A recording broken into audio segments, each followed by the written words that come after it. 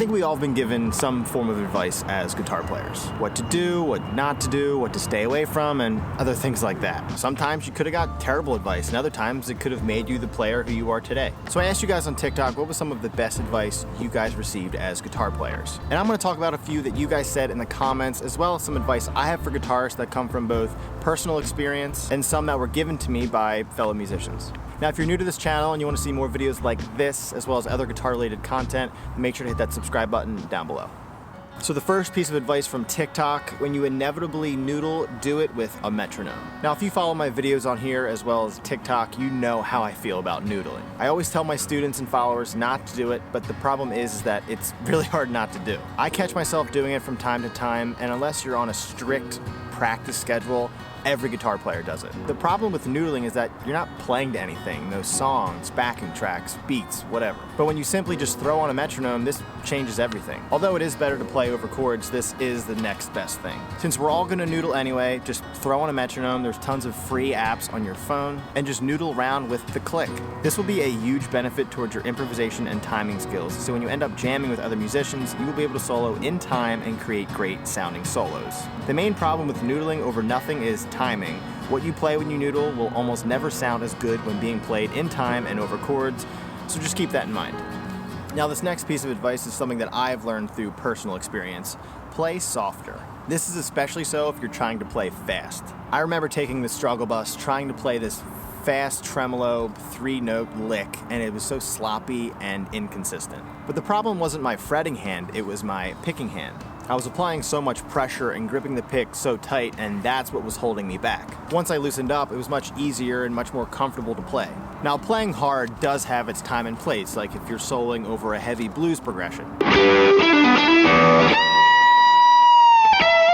Or you're just feeling the thrash of hard rock.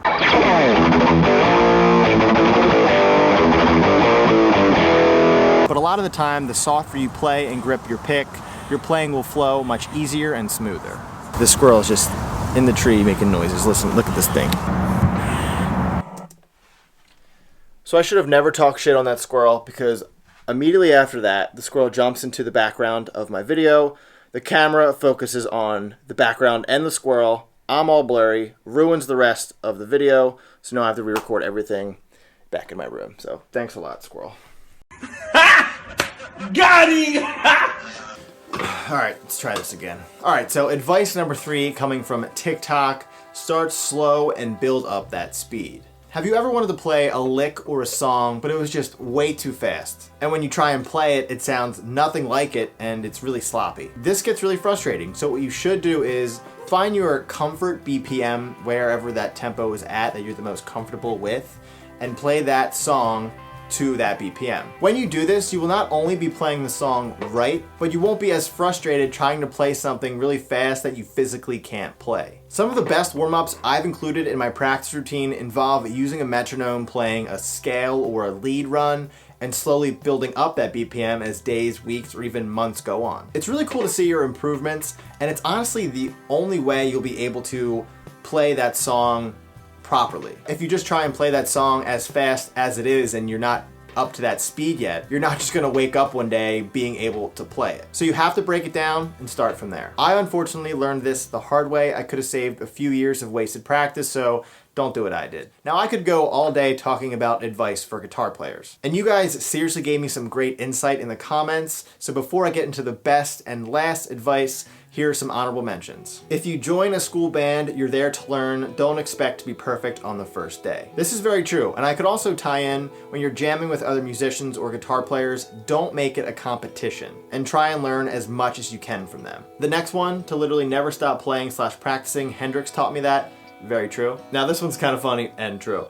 John Pertucci lessons from the 90s, best thing that happened, literally. Honestly, those videos are amazing. Go check them out if you've never seen them, not only for killer guitar lessons, but for 90s nostalgia.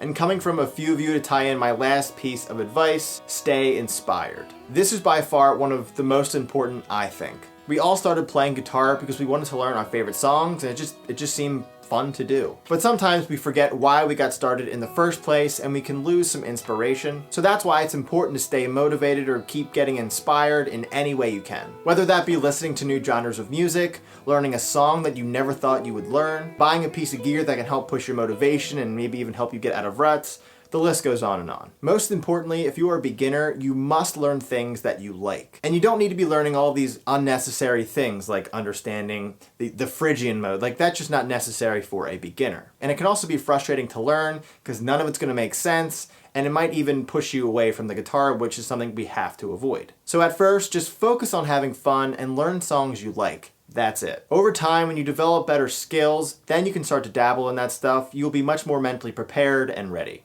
Let me know in the comments some advice you were given that changed the way you play and learn guitar, or even tell me some of the worst advice you ever got, because I have definitely received some terrible advice. Thanks for watching this week's video. Make sure to subscribe if you haven't already. I'll see you guys next week. Thanks for dealing with my continuity issues in this video, and don't forget to keep on playing. Goddamn squirrel.